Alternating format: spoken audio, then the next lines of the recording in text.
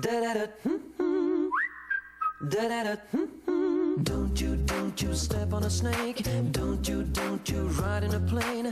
Don't you eat a steak. It might kill you. 안녕하세요. 건강한 한 주 보내셨습니까? 생방송 건강클리닉 김지윤입니다. 척추질환은 나이가 들수록 늘어납니다. 하지만 연령별로 주의해야 하는 척추질환은 조금씩 다르다고 하죠. 10대들에게 많은 척추측만증부터 20, 30대들에게 흔한 목 디스크, 그리고 40대가 주의해야 하는 허리 디스크, 그리고 50대 이후에 잘 발생하는 척추관 협착증이 있는데요. 이렇게 다양한 연령대에서 발생하는 척추질환은 증상이나 치료 방법도 조금씩 다르다고 합니다. 그래서 오늘 생방송 건강클리닉에서는 연령별로 대표적인 척추질환에 대해서 자세히 알아보는 시간 마련했습니다. 방송이 진행되는 동안 척추질환에 대해서 궁금한 점 있으신 분들 전문의의 친절한 상담 받으실 수 있습니다.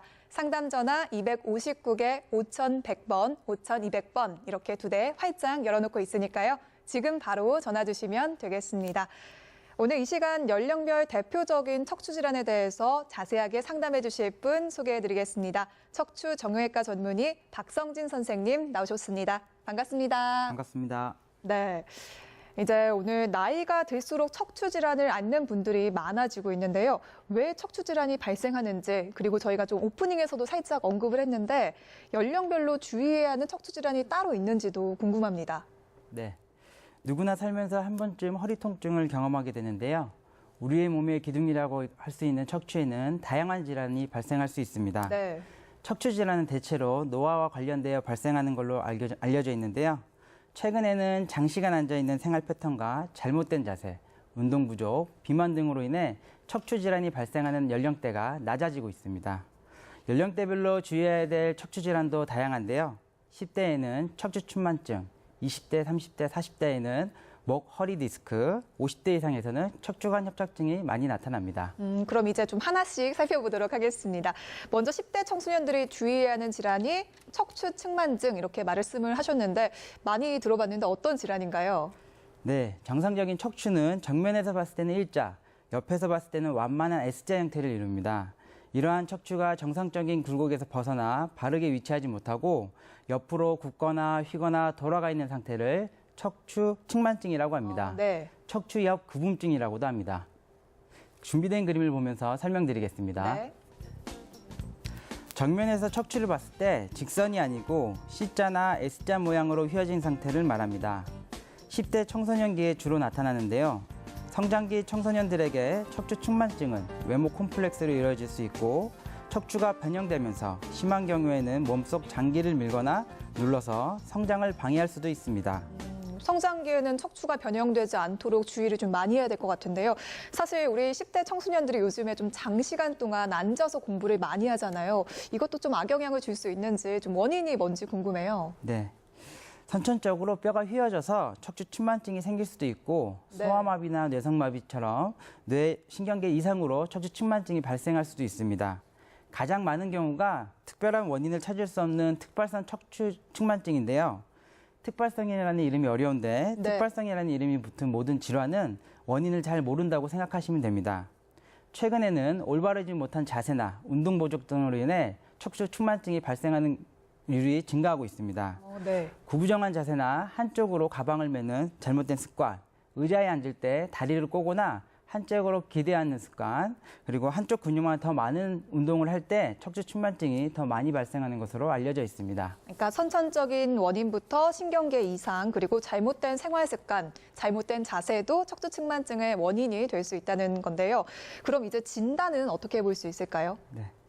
척추 측만증은 청소년 스스로가 그 증상을 알아차리기 쉽지 않기 때문에 부모님들의 주의 깊은 관찰이 필요합니다. 네.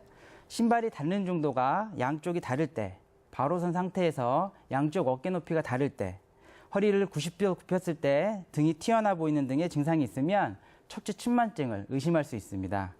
확실한 진단을 위해서는 척추 맨 위인 경추에서부터 맨 아래인 천추까지 네. 모두 다 볼 수 있는 전신 엑스레이 사진을 찍어봐서 일반적으로 10도 이상 휘었을 때 척추 측만증이라고 진단하게 됩니다.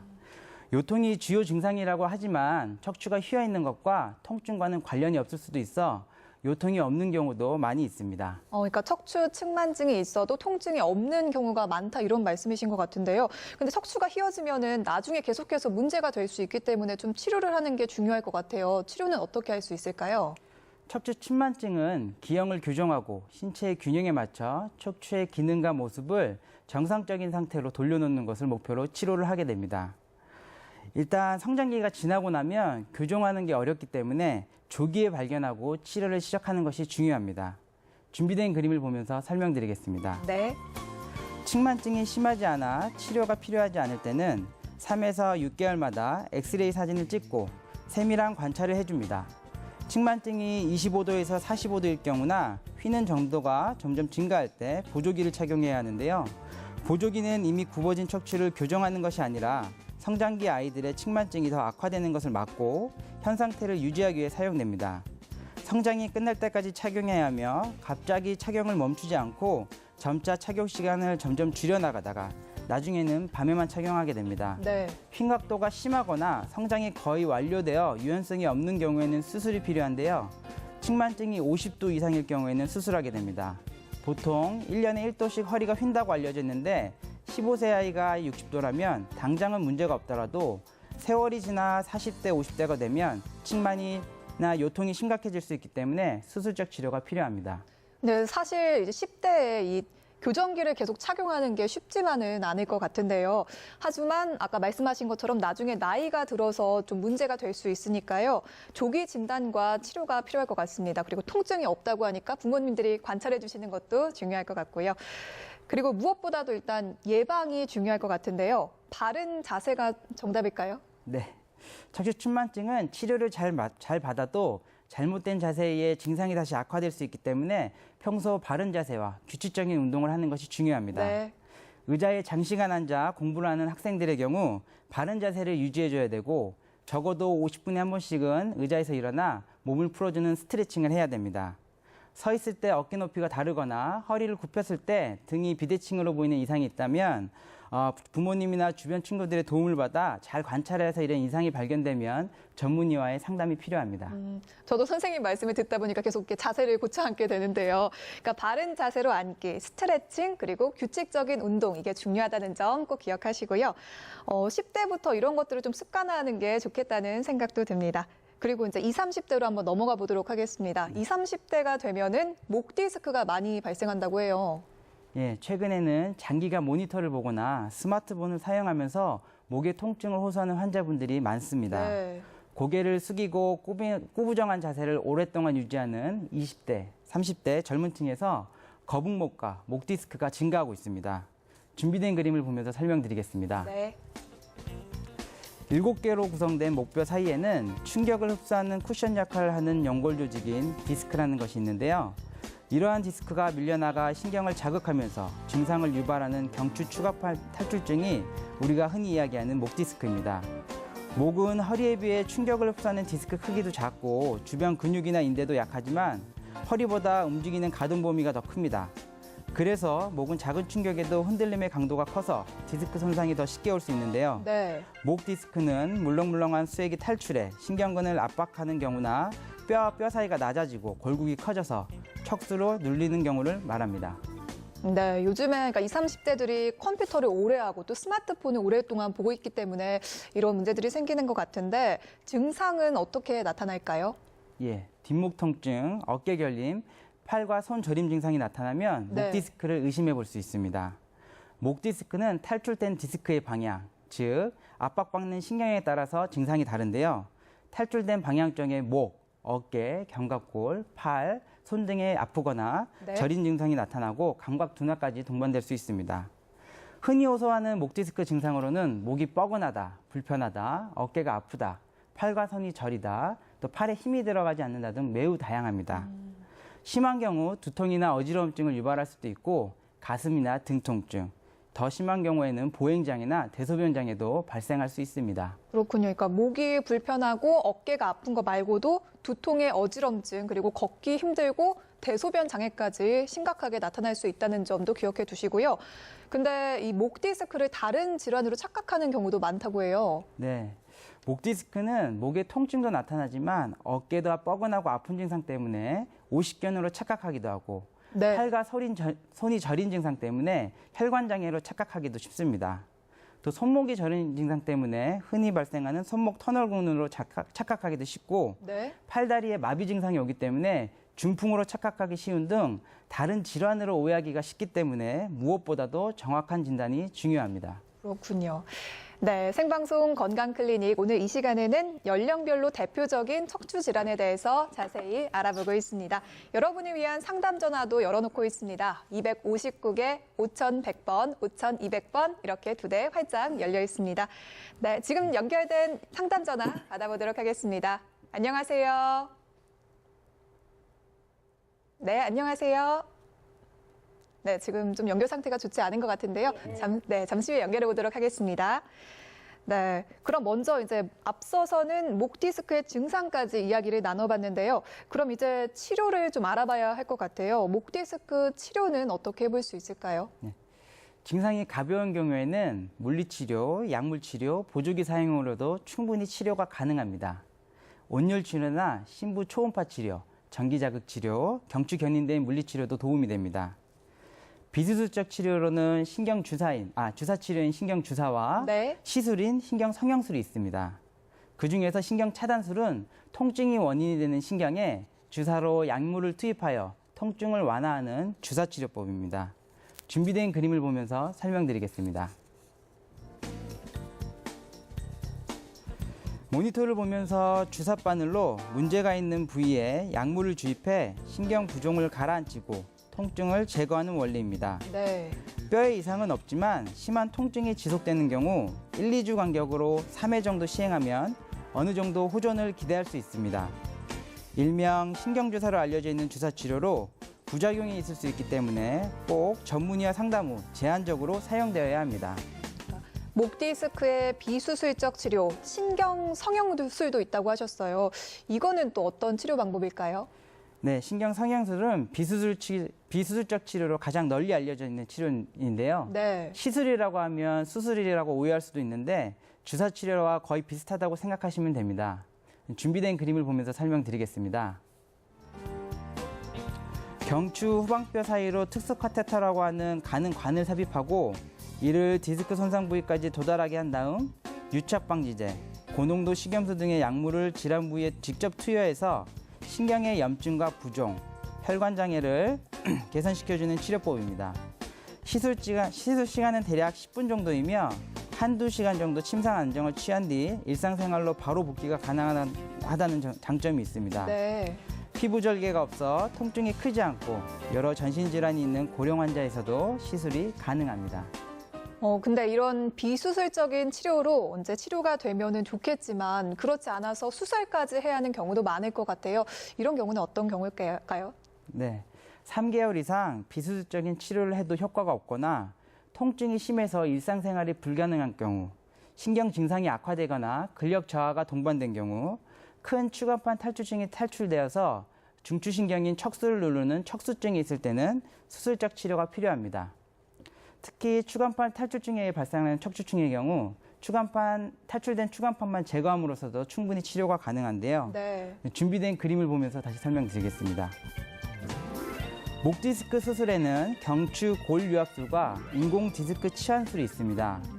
목의 앞쪽에서 디스크를 완전히 제거하고 골 이식을 하는 경추골 유압술은 인공뼈의 수명이 영구적이고 경추 인공 디스크 삽입술에 비해 경제적인 장점이 있습니다. 그러나 뼈와 뼈를 유압시키는 수술로 인해서 움직임과 운동 범위가 감소될 수 있으며 수술 부위는 재발이 안 되나 수술 부위의 위아래 다른 마디에서 관절에 무리가 올 수 있습니다. 인공 디스크 치환술의 경우 손상되고 망가진 디스크를 완전히 제거하고 인공 디스크를 대체하는 방법으로 인체의 디스크 움직임과 거의 유사해서 척추의 운동성을 유지시켜준다는 장점이 있습니다. 그렇군요. 그럼 이제 목 디스크 역시 바른 자세를 유지하는 게 가장 좀 중요하다는 생각이 드는데요. 어떻게 하는 게 좀 예방이 될까요? 네, 평소 목 근육 강화 스트레칭을 틈틈이 해주고 잘 때는 낮고 말랑말랑한 베개를 이용하는 것이 좋습니다. 고개가 앞으로 1cm 빠질 때마다 머리에는 약 2에서 3kg의 하중이 더 실리게 되는데요. 고개를 숙이고 꾸부정한 자세를 오랫동안 유지하면서 컴퓨터 모니터를 보거나 스마트폰을 하는 것은 좋지 않으며 최소한 30분에서 1시간마다 가볍게 목을 뒤로 젖혀주는 스트레칭을 하는 것이 목 디스크 예방에 도움이 됩니다. 네, 그러니까 스트레칭은 당연히 중요하고요. 그리고 주무실 때는 낮고 좀 말랑말랑한 베개를 베는 게 좋다는 점도 기억해 두시면 좋을 것 같습니다. 네, 오늘 척추 질환에 대해서 알아보고 있는데요. 259개 5100번, 5200번 이렇게 2대의 상담 전화 열려 있습니다.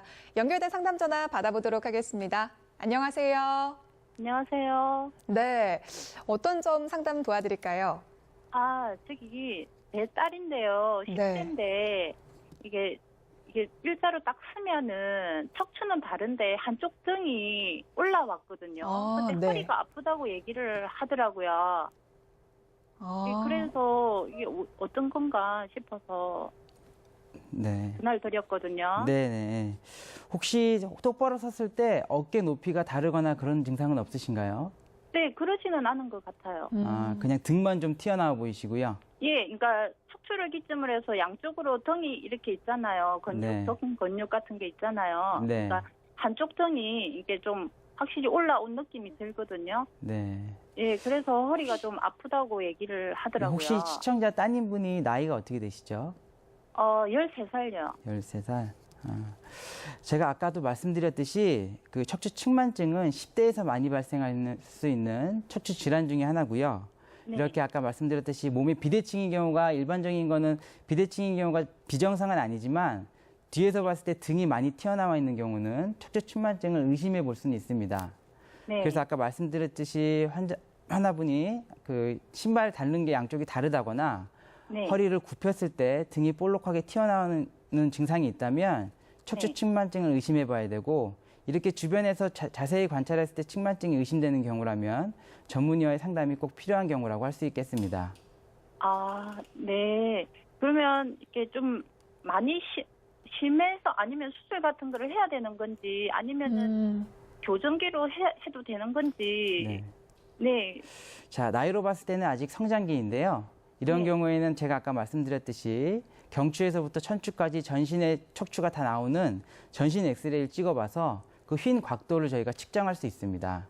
네. 그래서 10도 미만이라면 그냥 보존적인 경과 관찰을 하셔도 되는 거고 네. 25도에서 45도 사이에는 성장기 환아라면 꼭 보조기를 해서 척추 측만증을 예방해야 됩니다. 이때 사용하는 보조기가 측만증 자체를 다시 교정해 주는 것은 아니고요. 네. 성장기에 있기 때문에 점점 성장을 하면 척추가 휘기 때문에 네. 그럴 경우에 더 휘는 것을 예방해 주는 효과가 있는 겁니다. 네. 그리고 운동치료와 재활치료를 병행한다면 25도에서 45도의 척추 측만증은 추후에도 큰 문제를 발생하지 않고 충분히 조절할 수 있는 상태이기 때문에 한번 전문의와 상담 후 엑스레이를 확인해서 휜 각도를 측정하는 것이 중요하다고 생각됩니다. 네, 감사합니다. 네, 고맙습니다. 네. 그러면 이럴 때 좀 해볼 수 있는 스트레칭이나 이런 거 어떤 게 있을까요? 그 측만증이라는 건 네. 주로 한쪽으로 휘는 경우가 많기 때문에요. 반대편으로 스트레칭 해주는 것이 더 중요하고요. 네. 그 다음에 자는 자세도 중요한데요. 옆으로 자거나 바로 엎드려 자는 것보다 바로 누워서 자고 허리에 부하가 덜 갈 수 있게 무릎 밑에는 허리가 편안한 상태를 확인한 다음에 쿠션이나 이불을 둘둘 말아서 네. 밑에 끼고 자는 것도 허리에 부하를 덜 줄 수 있는 방법이라고 할 수 있겠습니다. 네, 그렇군요. 네, 이런 점도 참고하시면 좋을 것 같습니다. 상담 전화 한 통 더 받아보도록 하겠습니다. 안녕하세요. 네. 네. 네, 어떤 점이 좀 불편하세요? 저는 허리 측망 쪽 진단을 받고 그냥 몇 년째 있는데, 네. 병원에서 수술은 가능한데, 수술 안 하고 좀 참고 견디는 게 좋다 해서 이래 그러고 있거든요. 네. 그런데 이 운동하러 나갔다가 들어올 때는 통증이 너무 심해서 몇 번을 앉아 쉬어야 되고, 한 30분 거리도 한 50분 넘게 걸리고 이렇거든요. 네. 그래서 이 통증 완화를 좀 시킬 수 있는 것은 그게 없는가 싶어서. 혹시 시청자분 알아보려고요. 지금 연령대가 어떻게 되세요? 60대 넘었어요. 네, 그러시군요. 네. 네, 통증 때문에 많이 고민이신 것 같은데. 네. 저희가 추후에 다시 한번 살펴볼 거지만 노인분들에게 많이 발생하는 질환이 척추협착증입니다. 그리고 측만증 이야기를 들으셨다고 하면 이렇게 선천적인 이유가 아니더라도 이게 퇴행성 변화로 척추 측만증이 오는 요즘 고령에서 퇴행성 척추 측만증도 많이 진단되고 있습니다. 퇴행성 척추 측만증이 있는 경우 대부분의 경우에 척추 협착증이 같이 동반되기 때문에 시청자분이 말씀하신 것처럼 걸을 때 허리 통증이 더 심해지는 경우가 많습니다.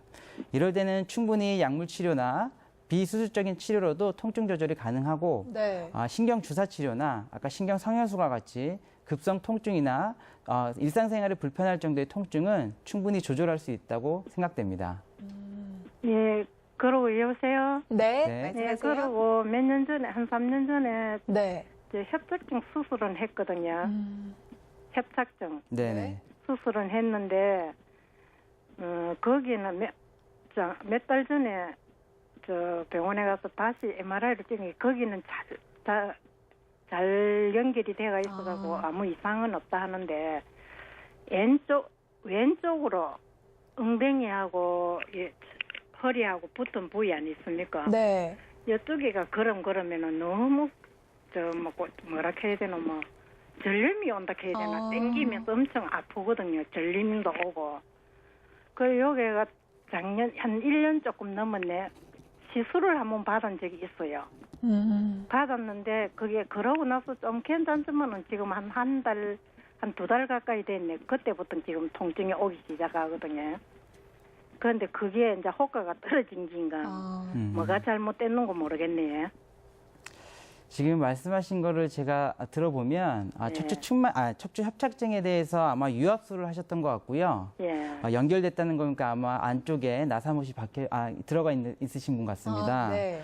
그러다 보면 이제 척추 협착증을 수술한 부위는 이상이 없는데 원래 척추가 사람의 요추 부분은 총 5마디로 이루어져 있는데요. 그 중에 한 마디를 이렇게 수술하게 되면 나머지 4마디만 활동이 네. 가능한 상태입니다. 근데 원래 5마디가 하는 일을 4마디가 하다 보면 다른 부위에 과부하가 걸리기 때문에 지금 수술한 부위 이외의 부분에 다시 협착증이 발생할 수 있고요. 이로 인해서 발생하는 증상이신 걸로 생각됩니다.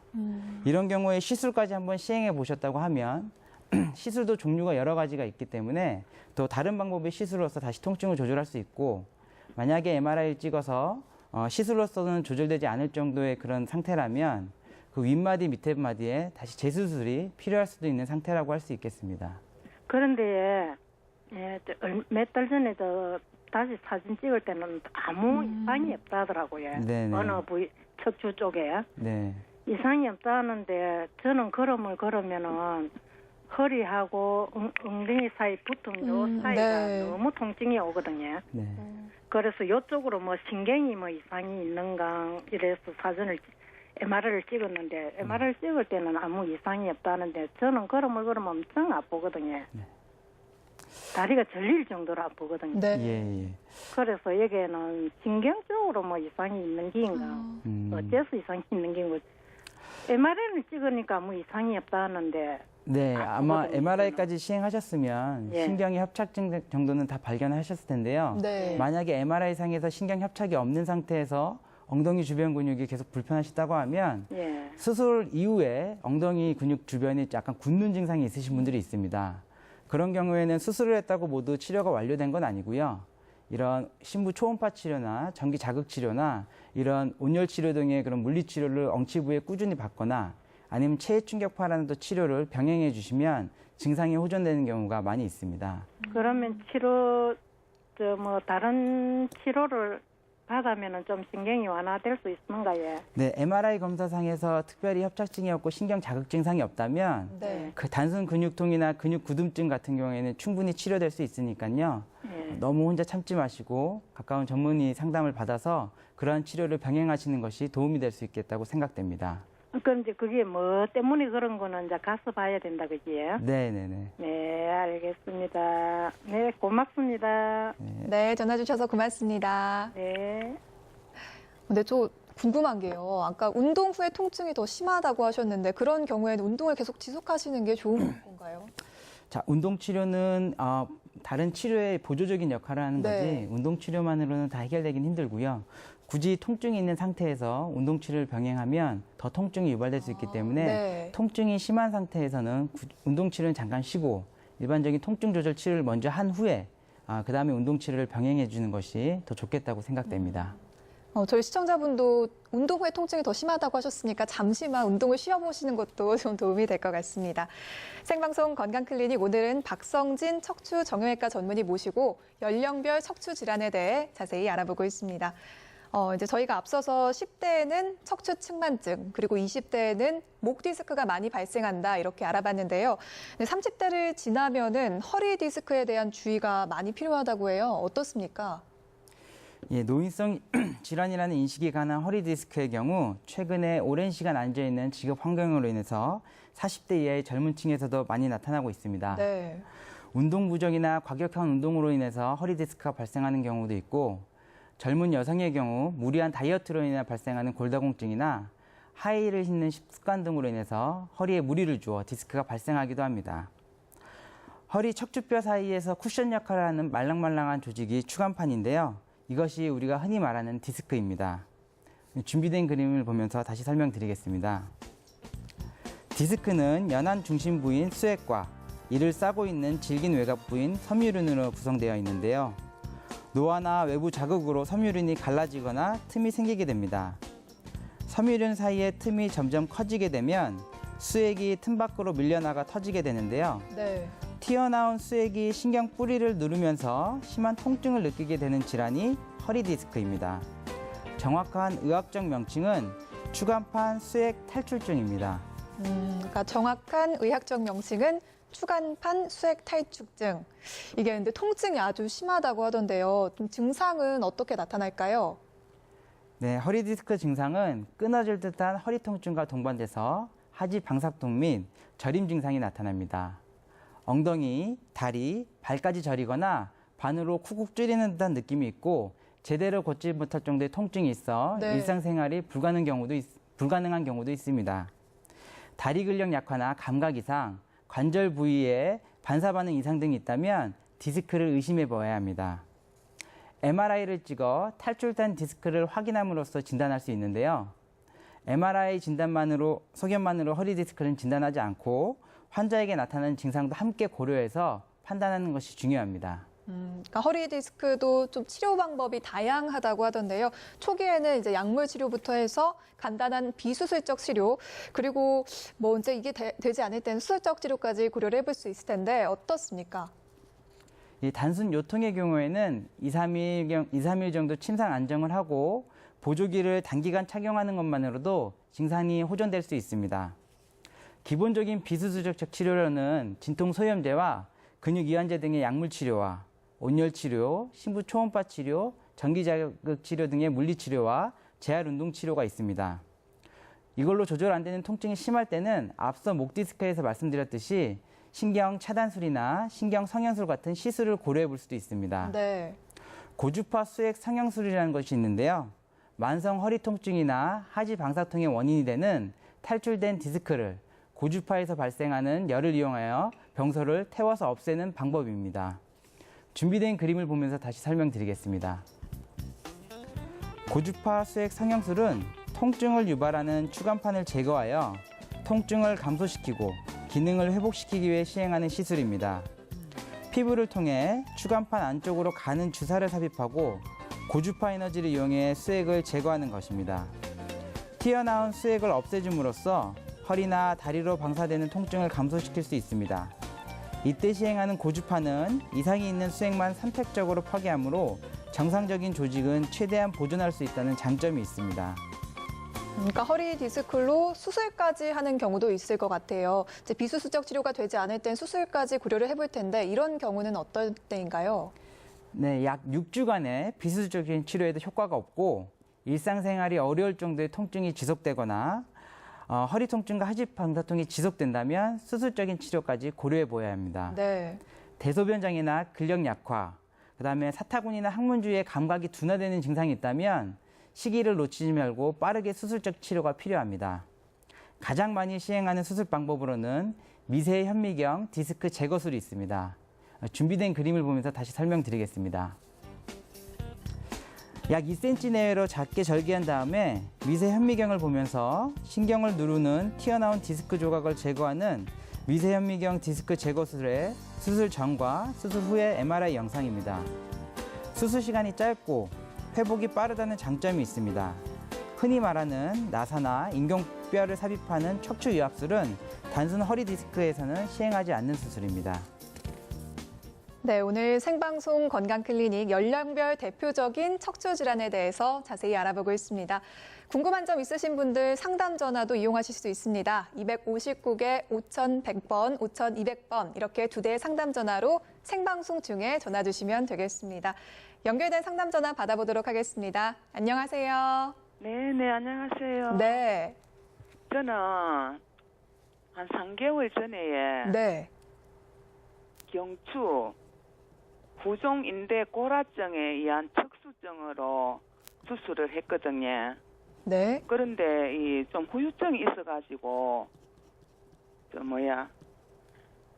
좀 이 고개도 이리 잘 안 돌아가고 네. 또 떼떼하고 바늘이 꼭꼭 찌르는 것 같고 또 뼈와 뼈가 이렇게 탁 부딪히면서 이 마찰이 되는 것 같고 그 정씨가 그래서 전화를 한번 드려봤습니다. 지금 죄송한데 나이가 연세가 어떻게 되시죠? 나이는 68. 68세시고 지금 말씀하신 진단은 경추후방 인대 골화증입니다. 예. 이 경추후방 인대 골화증은 서양인에는 별로 없고 아시아인에게만 맞는 걸로 알려져 있는데요. 네. 특히 한국과 일본 등지에 많이 발생하는 걸로 알려져 있습니다. 예. 그래서 이것이 유발되는 척수증이라고 하면 인대가 골화되면서 그 척추관이 좁아지면서 신경을 눌렀기 때문에 그거로 인해서 척수증이 발생한 거고요. 네. 수술한 지 3개월 되셨다고 하면 아마 이 수술은 후방 쪽으로, 목 뒤쪽으로 수술을 시행하셨을 텐데요. 네네. 하게 되면 후유증이 남을 수는 있는데 아직 수술한 지 3개월 정도밖에 안 됐기 때문에 목이 돌아가는 거나 아직 그런 절인 증상이 남아있는 건 네. 추후 경과가 아직 살펴볼 시간적 여유가 있다고 생각됩니다. 기다리면 괜찮을까요? 예, 많은 경우에 수술 이후에 척수를 눌리고 있는 척수를 풀어놓으면 네. 바로 증상이 회복되는 것이 아니라 눌려있는 척수가 풀리는 데까지 좀 시간이 걸립니다. 네. 그렇기 때문에 3개월이라면 아직 치료 판정을 하기엔 조금 성급한 시기고요. 네. 조금 기다려보시면 좀 더 증상이 좋아질 수 있을 것으로 예상됩니다. 네, 그렇습니까? 좀 자꾸 이 느낌이 안 좋고 어떤 때는 깜짝깜짝 놀랄 정도로 이 마찰이 있거든요. 네. 그래가지고 좀 저희가 오래 앉아 있다 보면 다리가 네. 저린 증상이 있지 않습니까? 그리고 바로 푼다고 해서 저린 증상이 좋아지는 건 아니잖아요. 그래서 아마 신경이 압박받고 있는 신경이 풀린 지 얼마 안 돼서 아직은 조금 더 불편하실 수 있는데요.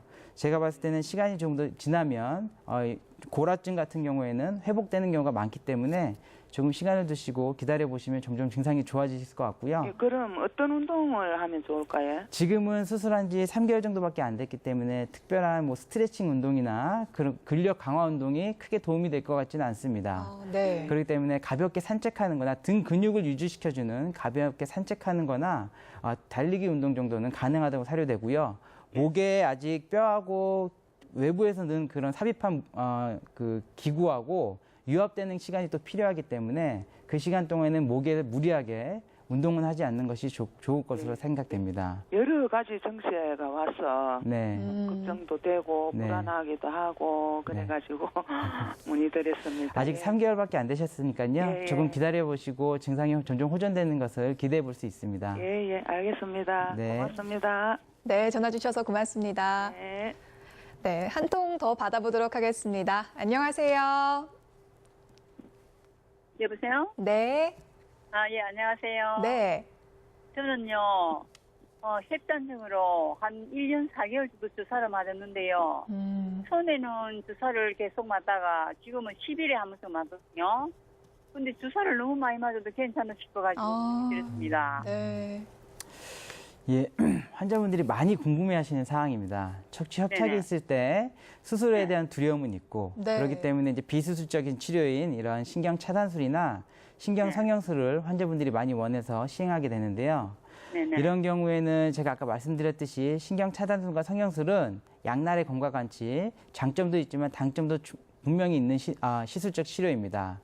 네네. 그래서 일주일 간격으로 한 3-4번 정도 주사를 맞고 난 다음에는 중간에 안 맞는 인터벌을 두어야 됩니다. 그 안 맞는 시기를 휴지기를 둬야지 다시 그걸로 인한 부작용이 발생하지 않기 때문에 네. 저 같은 경우에는 일주 간격으로 한 3-4번 정도 치료를 한 후에 그리고 네. 2-3주 정도는 좀 쉬었다가 다시 한번 네네. 한 사이클의 치료를 다시 한번 시작하고요. 네네. 6개월에 3사이클 이상의 치료는 이상의 치료는 조금 부작용이 발생할 확률이 확실히 높기 때문에 6개월 내에 3번 정도 맞으셨다면 그 이후의 치료는 한 3-4개월은 좀 쉬었다가 다시 치료를 시작하는 것이 좋다고 말씀드릴 수 있겠습니다. 처음에는요, 자주 맞다가 지금은 10일 하면서 가면은요, 네. 근육 강화 주사라고 맞고 있거든요. 네. 근데 이거를 계속 맞아도 상관이 있나 없나 싶어가지고요.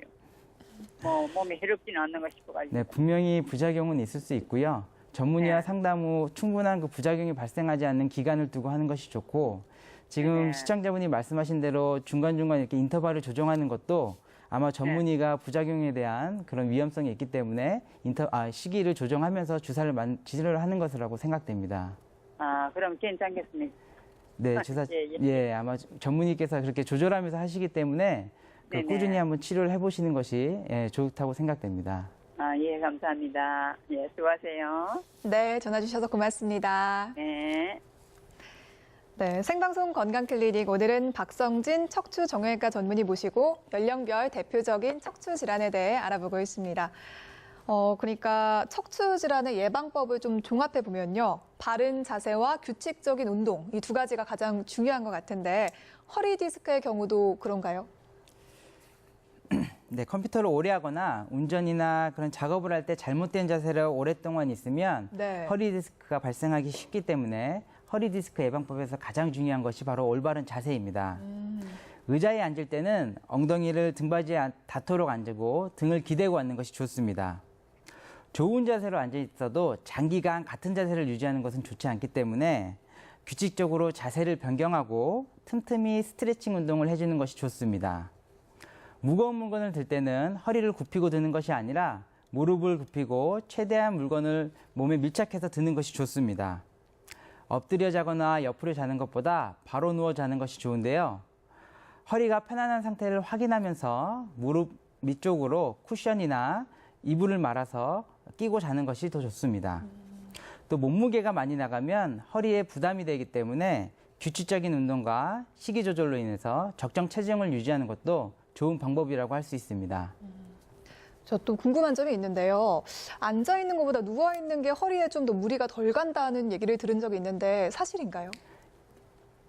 네, 그거는 사실이고요. 연구에 하면 누워 있을 때가 가장 허리에 부하가 덜 가고, 네. 그다음에 오히려 오랫동안 앉아 있는 것보다 서 있는 것이 허리에는 부하가 덜 가는 것으로 되어 있습니다. 하지만 현대인들이 하시는 작업 환경을 보면 대부분 컴퓨터를 오랫동안 앉아서 하는 경우가 많기 때문에 중간중간 스트레칭으로 몸을 풀어주는 것이 중요하고요. 한 자세로 아무리 좋은 자세라도 한 자세로 오랫동안 유지하는 것보다 틈틈이 규칙적으로 자세를 변경해 주는 것이 좋다고 할 수 있겠습니다. 네, 알겠습니다. 그럼 이제 50대로 넘어가 보도록 하겠습니다. 50대로 들어서면서 척추도 퇴행성 질환에 좀 주의를 해야 하는데요. 대표적으로 척추관 협착증 이런 병이 있다고 하는데 어떤 질환인가요? 네, 척추관 협착증은 50대 이상에서 발병하는 경우가 대부분인 만큼 대표적인 퇴행성 척추 질환입니다. 척추에는 척추뼈를 따라서 척추신경이 지나가는 신경 통로가 있는데요. 네. 이를 척추관이라고 합니다. 척추뼈와 관절, 인대가 퇴행성 변화를 통해 비정상적으로 뼈의 일부가 자라고 관절이 커지고 인대가 두꺼워져서 이로 인해 척추관이 좁아져서 신경이 눌려서 통증이 발생하는 것을 척추관 협착증이라고 합니다. 준비된 그림을 보면서 다시 설명드리겠습니다. 척추관 협착증은 척추뼈 뒤로 지나가는 척수의 통로인 척수관과 척수에서 나오는 신경근이 지나가는 통로인 추관공이 좁아져서 허리와 다리의 통증과 함께 복합적인 신경 증상이 나타나는 질환입니다. 그림에서 거꾸로 된 삼각형이 척추관이 협착된 모양인데요. 네. 척추관이 연결되어 있는 목부터 꼬리뼈까지 어디든지 발생할 수 있고 한 곳에서만 발생하기보다 여러 곳에서 동시에 발생하는 경우가 많습니다. 그러니까 허리도 아프고 다리도 아프다 이렇게 말씀을 해주셨는데요. 이거 외에도 좀 구체적인 증상이 있는지도 궁금해요. 네. 허리를 구부리고 다니는 분들을 많이 보셨을 텐데요. 네. 허리를 숙이면 일시적으로 척추관이 넓어지는 효과가 있어서 통증이 감소합니다. 그래서 척추관 협착증을 꼬부랑 할머니병이라고도 부르는 것입니다. 주로 허리 엉치에서 통증이 시작해서 허벅지 뒤가 당기거나 심한 경우에는 장딴지나 발바닥이 저린 증상까지 있게 됩니다. 네. 허리를 바로 펴기가 힘들고 밤에 쥐가 잘 나기도 합니다. 눕거나 앉아있을 때는 통증이 없다가 일어서서 걸으면 엉덩이나 다리 쪽으로 통증이 오고 다리가 터질 것 같아서 조금만 걸어도 쉬었다 가야 합니다. 병이 진행될수록 걸을 수 있는 거리가 짧아지고 심한 경우에는 횡단보도를 한 번에 지나가기 힘들 정도의 보행장애가 발생하기도 합니다. 병이 오래 진행되면 마비 증상이나 대소변 장애도 발생할 수 있기 때문에 주의해야 합니다. 그러니까 허리를 자꾸 구부리게 되고 걷기도 힘들어지는 질병이 이 척추관 협착증이라고 하셨는데요. 그러면 이제 치료는 어떻게 볼 수 있을까요? 네, 증상이 경미할 때는 약물 치료, 물리 치료, 운동 치료 등 보존적 치료로도 치료가 가능합니다. 네. 약물 치료는 진통 소염제와 혈관 확장제 같은 약물을 써서 신경 통증과 혈액 순환을 조절하게 됩니다. 통증은 대부분 염증에서 인한 것이기 때문에 염증을 완화시켜주는 약물을 사용하게 됩니다. 약물이나 물리치료, 재활치료 등 보존적인 치료에도 효과가 없다면 신경주사 치료, 신경성형술, 풍선 확장술과 같은 시술을 고려해 볼 수 있습니다. 그래도 안 되면 마지막으로는 수술적 치료가 꼭 필요합니다. 그러니까 척추관 협착증의 대표적인 비수술적 치료로 풍선 확장술 이런 게 있다고 하셨는데요. 이건 어떤 치료 방법일까요? 네, 앞서 설명드린 신경성형술과 비슷한 시술이라고 보면 되는데요. 그거에 비해서 한 단계 더 나아간 치료라고 생각하시면 됩니다. 좁아진 척추관 안으로 풍선을 넣어서 넓혀준 뒤에 협착 부위와 신경 부위와 사이에 유착을 방지해주고 신경염증을 완화시키는 약물을 투여해서 통증을 조절하는 방법입니다. 네. 준비된 그림을 보면서 설명드리겠습니다. 먼저 국소 마취를 한 다음에 척추의 꼬리뼈를 통해 풍선이 달린 가느다란 카테터를 삽입합니다. 이 관을 통해 약물을 넣어 풍선을 부풀려서 좁아진 척추관을 직접적으로 넓혀주면 눌려있던 신경이 풀리면서 통증이 줄어드는 원리입니다. 근데 이런 비수술적인 치료가 안 될 때는 수술까지 해야 하는 경우도 있을 것 같은데요. 근데 나이가 들어서 이제 수술을 하려면 좀 부담스럽고 걱정도 많이 될 것 같은데 어떨 때 어떤 수술을 하게 될까요? 앞서 말씀드린 치료에도 극심한 통증이 지속되거나 마비나 대소변 장애 등이 있으면 고민하지 마시고 수술적 치료를 해야 됩니다. 네. 허리 수술하면 못 걷는다더라, 안전뱅이가 된다는 등 걱정이 많으신데요. 이걸로 많은 분들이 수술을 꺼리게 됩니다. 하지만 증상이 심할 때는 꼭 수술이 필요하고요. 수술은 신경을 압박하는 뼈와 관절, 인대를 제거해서 좁아진 척추관을 넓히는 방법으로 이를 신경 감압술이라고 합니다. 준비된 그림을 보면서 다시 설명드리겠습니다. 미세현미경을 보면서 신경을 누르는 뼈와 인대를 제거하는 수술법입니다. 최소한의 절개로 수술이 가능하며 정상 근육과 인대, 혈관들의 손상을 최소화할 수 있다는 장점이 있습니다. 하지만 신경이 넓은 범위에 걸쳐서 심하게 압박된 경우에는 신경 감압술만 하면 신경을 누르는 뼈와 인대, 관절을 너무 많이 제거해야 되기 때문에 척추가 불안정하게 됩니다. 따라서 이 경우에는 불안정한 마디에 인경뼈 이식과 나사막 고정을 해주는 척추 유압술이 필요합니다. 네, 생방송 건강클리닉 오늘은 연령별 대표적인 척추 질환에 대해서 알아보고 있는데요. 상담 전화도 받고 있습니다. 연결된 상담 전화 한번 받아보도록 하겠습니다. 안녕하세요. 여보세요? 네. 저는 남자 네. 59세 네. 2월 말경에 시술을 받았는데요. 네. 그런데 이게 발저림이 계속 오거든요. 어떤 시술을 받으셨나요? 허리 4번과 5번 사이 네. 그 시술을 받았는데 처음보다는 이제 이 저림이 조금 적는데 네. 처음에는 한 30m 정도 가면은 앉아서 쉬어야 되거든요. 네. 지금 그런데 지금 운동장 뭐 한 2바퀴 정도 이렇게 걸을 수 있는데 그래도 계속 이 발저림이 와요. 조금씩. 그러니까 일을 작업을 이제 못 하겠어요. 그래서 오랜 시간을.